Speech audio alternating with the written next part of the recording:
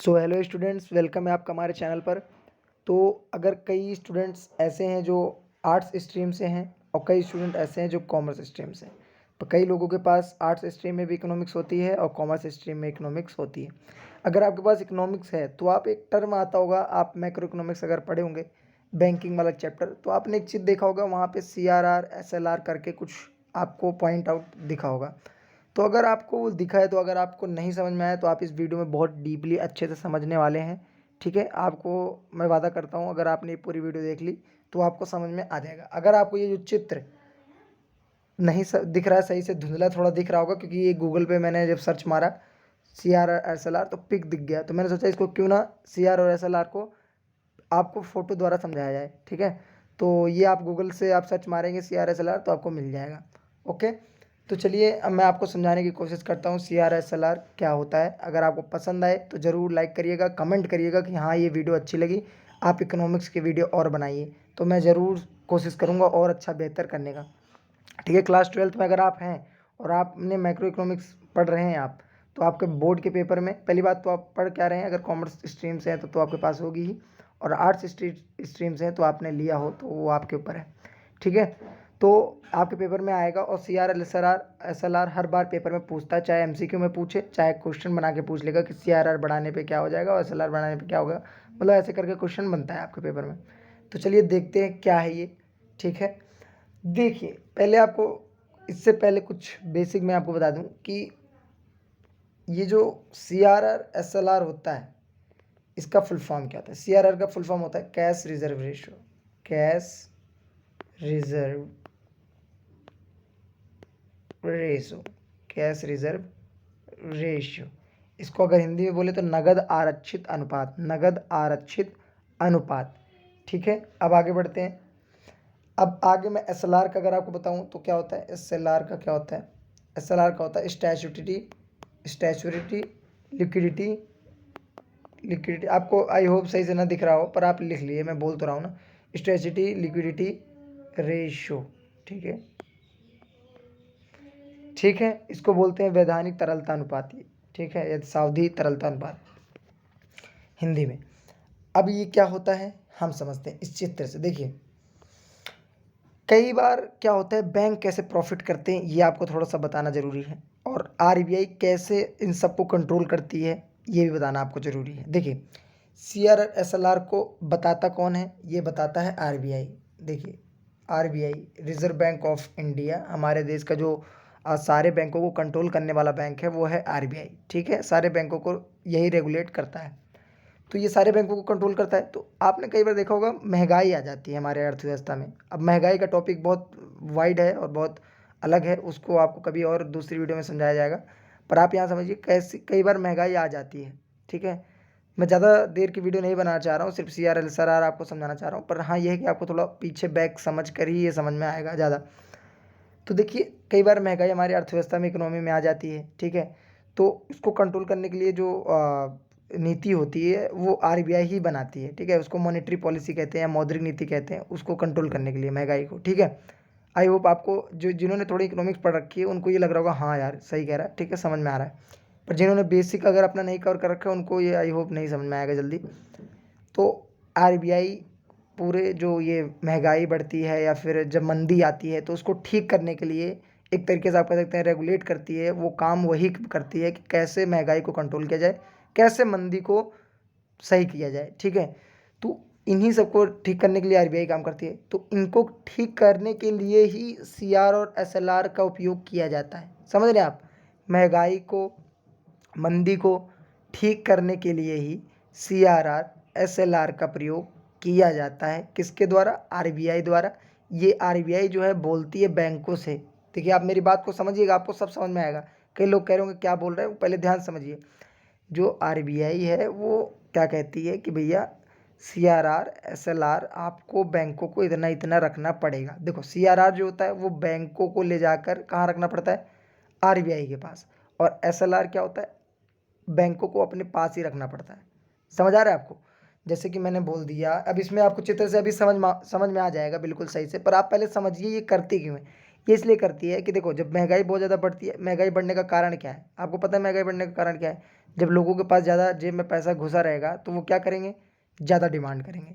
ठीक है, तो जितना ज़्यादा पैसा फ्लो होगा अर्थव्यवस्था में उतनी ज़्यादा महंगाई आएगी, क्योंकि आप डिमांड करेंगे और डिमांड करेंगे तो उधर से तो उत्पादन करना ही पड़ेगा ना, सप्लाई तो बढ़ेगी। और जब सप्लाई बढ़ेगी तो फिर आपका डिमांड बढ़ेगा, सप्लाई बढ़ेगी, ऐसे ऐसे करके महंगाई आ जाएगी। और जब सप्लाई कम हो जाएगी और डिमांड बढ़ जाएगी तब भाई साहब महंगाई तो आनी आनी है। और सप्लाई बढ़ गई और डिमांड नहीं है तब तो मंदी आ जाती है। ठीक है, आप समझिए यहाँ पे। तो मेरा कहने का उद्देश्य ये है, आरबीआई क्या करती है, इन सबको कहती है भैया आप लोग पैसा ज़्यादा लोन दे रहे हो। ठीक है, बैंकों क्या कहती है कि आप लोग पैसा ज़्यादा अर्थव्यवस्था में बांट दे रहे हो, जिसकी वजह से क्या हो रहा है, बहुत ज़्यादा लोगों के पास पैसा चला जा रहा है। ठीक है, तो इससे वो लोग क्या कर रहे हैं, डिमांड ज़्यादा कर रहे हैं और महंगाई बढ़ रही है।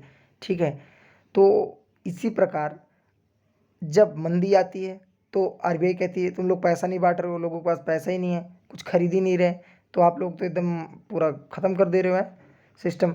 तो इसकी वजह से वो सीआरआर को घटा देते हैं। अब आप समझिएगा, सीआरआर को घटाएंगे कब, जब महंगाई लानी होगी, और सीआरआर को बढ़ाएंगे कब, जब महंगाई को कम करना होगा। क्योंकि जितना ज़्यादा सीआरआर होगा उतना ज़्यादा आरबीआई के पास पैसा उनको रखना पड़ेगा बैंकों को, तो वो अपना पैसा ज़्यादा लोन नहीं दे पाएंगे। आप समझ रहे हो। अब मैं आपको चित्र के द्वारा समझाता हूँ अच्छे से।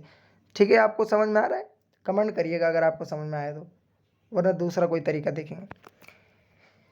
अब देखिए ये जो है ये है आरबीआई। ठीक है, आरबीआई है, ये एक पेपर है, सिक्योरिटी हम मान सकते हैं। उसके बाद अब ये जो बैंक है, नॉर्मल बैंक, कमर्शियल बैंक कह सकते हैं, जो हमारे आसपास होते हैं, BOB, Punjab national bank, SBI, जो भी है सारे बैंक की बात कर रहा हूँ। कमर्शियल बैंक वो होते हैं जो हमारे यूज़ में आते हैं, सेविंग अकाउंट, करंट अकाउंट हम खुलवाते हैं अपना। पर आरबीआई क्या है, ये क्या करता है, ये सिर्फ एपेक्स बैंक है। एपेक्स मतलब सर्वोच्च बैंक है, ये सारे बैंकों को कंट्रोल करता है, गवर्नमेंट का काम करता है अपना देश में, मतलब एक इसका मोनोपोली आप कह सकते हैं बैंकों में।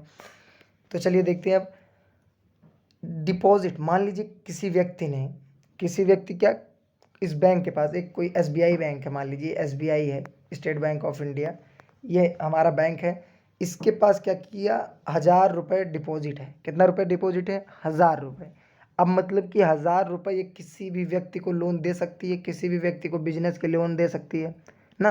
1,000 से तो ये लाख गुना, मतलब ये 1,000 से तो ऐसा है नहीं कि 1,000 रुपये तो 1,000 में ही दे देगा, 1,000 रुपये ही वापस लेगा, ऐसा तो है नहीं। अगर इसने रेपो रेट में, रेपो रेट क्या होता है आपको पहले ये भी समझना पड़ेगा। रेपो रेट होता है जैसे कि आरबीआई से जब ये कमर्शियल बैंक लोन लेते हैं तो ये मान लीजिए रेपो रेट, जैसे ब्याज दर, आप नॉर्मल भाषा में समझिए, आरबीआई का ब्याज दर, जिसको इकोनॉमिक्स की भाषा में रेपो रेट बोलते हैं। तो आरबीआई इनको अगर 5% पे दे रही है ब्याज दर पर पैसा, तो ये क्या हमें 5% पे दे देंगे लोन, नहीं, ये तो 10%, 15% लेंगे, क्योंकि इनको प्रॉफिट कमाना है। तो अब मान लीजिए 1,000 रुपये ये लोन दे सकती है, तो आरबीआई कहती है नहीं भाई, तुम्हारे पास पैसा ज़्यादा है, तुम दोगे लोन, और क्या हो जाएगा, इससे दिक्कत आ जाएगी अर्थव्यवस्था में, इन्फ्लेशन बढ़ जाएगा। तो इसके लिए क्या करती है, कहती है रुको रुको रुको, तुम कुछ मत करो, ज़्यादा कुछ नहीं करना है तुम्हें बस सीआरआर रखना है मेरे पास और एसएलआर रखना है अपने पास। अगर ये तुम्हारे पास, मतलब जितना, अगर सीआरआर आरबीआई ने बोल दिया कि 4% सीआरआर आपको रखना है, तो सीआरआर 4% बैंक को रखना पड़ेगा आरबीआई के पास। ठीक है, अब एसएलआर बोल दिया कि 18% है या 17% है, जो भी बोल दिया, ज़्यादातर एसएलआर ज़्यादा ही होता है, सीआरआर कम ही होता है। ठीक है, एसएलआर बोल दिया आरबीआई ने कि भाई साहब मेरे पास आके रखो, कितना, 18%, सॉरी अपने पास रखो। ठीक है, तो एसएलआर 18% रख लिया और सीआरआर रख लिया 3 से 4%। तो यानी कि अगर हम ऐसे देखें, 1,000 रुपये में है, अगर आप देखेंगे यहाँ पे तो बोल रहा है सीआरआर 6%। अब इस फोटो समझिए आप, देखिए, when CRR ratio 6% and SLR rate 20%। अब आप समझिए 1,000 का 6% कितना हो जाएगा, आप खुद देखिए, 100 से इसको काट देंगे 60 रुपये हो जाएगा, 60 रुपये। ठीक है, इधर आपका सीआरआर कितना हो गया, 60 रुपये, यानी आरबीआई के पास आपको 60 रुपये जाके रख देना है। ठीक है, 1,000 में से 60 तो ऐसे ही चले गए आपके। अब और देखते हैं, अब एसएलआर बोल रहा है 20%, कितना बोल रहा है आपको, 20% एसएलआर। 1,000 का 20% कितना होगा, आप खुद जानते हैं कि यहाँ पे अगर हम आपको पूरा दिखा दे रहा हूँ मैं, 0 से 0 कट जाएगा, ये 0 से 0 कट जाएगा, तो आपका 200 रुपये आ जाएगा। कितना आ जाएगा, 200 रुपये आपका एसएलआर आ जाएगा। कितना आ जाएगा, 200 रुपये आपका एसएलआर आ जाएगा। तो टोटल कितना हो गया, 260 रुपये। टोटल कितना हो गया, 260 रुपये। यानी 1,000 में से आपको 260 रुपये, तो पहली बात तो ये गायब हो गए आपके। आप 260 रुपये में तो ना लोन दे सकते हो, ना इससे कुछ कमाई कर सकते हो। आई मीन SLR से तो कमाई हो जाती है, पर CRR से नहीं हो पाती है। कुल मिला के आप अभी इतना समझिए कि 260 रुपये आपके गए, ठीक है। वो बैंक के RBI उसको देखेगा, अगर आप उसको मेंटेन नहीं करेंगे तो RBI आप पे चार्ज लगाएगा, ठीक है। तो अब 260 रुपये चले गए, तो आपके पास कितने बचे? आपके पास बचे 740 रुपये। कितने बचे आपके पास? 740 रुपये। अब आपके पास 740 रुपीज़ बच गए, तो अब आप सिर्फ इतने में से ही लोन दे सकते हैं, इतने में से ही काम चला सकते हैं, ठीक है। जो आप 1000 रुपये देकर ज़्यादा प्रॉफिट कमा सकते थे, वो आपने 740 रुपये हो गया आपके पास। अब आप 740 रुपये देंगे सिर्फ, तो कम हो गए ना पैसे आपके पास। क्यों हो गए कम? क्यों करा कम? क्योंकि आप ज़्यादा लोन ना दे सकें, महंगाई को आप ना बढ़ा सकें, ठीक है। लोगों के पास जितना ज़्यादा पैसा होगा, अगर मैं आपके जेब में बोल दूं कि 500 रुपये है और तब आप सामान लेने जाइए, अरे कुल मिला के ऐसे समझिए, देखिए, अगर आप आपको मैं 2000 रुपये या 5000 रुपये दे दूँ, सॉरी 5000 रुपये दे दूँ, और आपको बोलूँ एक मॉल में जाइए, पहले आपको महंगाई का समझा रहा हूँ, महंगाई समझा रहा हूँ, महंगाई होती क्या है।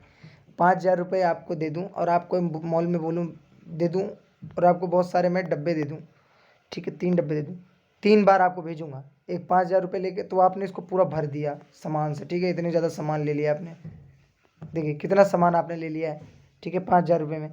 फिर आपको दोबारा मैंने 5000 एक साल बाद भेजा 5000 रुपये देके, तो आप लिए पर पहले से थोड़ा सा कम है, ठीक है।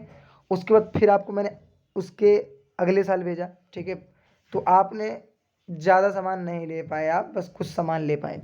तो आप देख रहे हैं 5000 रुपये में एक बार आप 2000 मान लीजिए 12 में गए या 13-14 में गए, तो आप इतना सामान ले रहे हैं।